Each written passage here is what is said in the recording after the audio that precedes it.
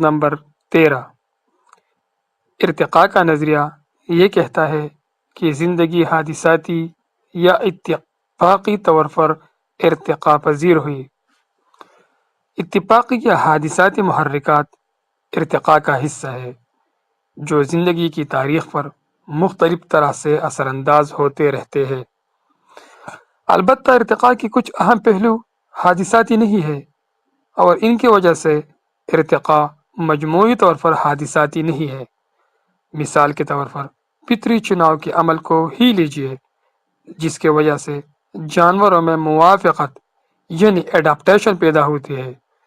جانوروں کے وہ خصائص جن کی وجہ سے جانور اپنے ماحول میں بہتر طور پر فٹ ہوتا ہے، مثلا پھول اور ان کا پولن ڈھونڈنے والے کیڑوں مکوڑوں کی آپسی تعلقات، جانوروں کے مدافعاتی نظام کا جراثیم کے خلاف مشترکہ محاذ، چمگادڑوں کا ایکولوکیشن کے ذریعے راستہ ڈھونڈنا وغیرہ موافقت کہلاتا ہے۔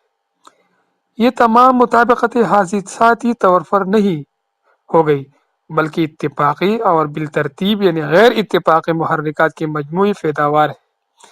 میوٹیشن کا عمل یقیناً اتفاقی ہے جو کہ جانوروں میں جینیاتی تبدیلیاں پیدا کرتا ہے، لیکن ان میں سے بہتر تبدیلیوں کا چناؤ اتفاقی نہیں ہے۔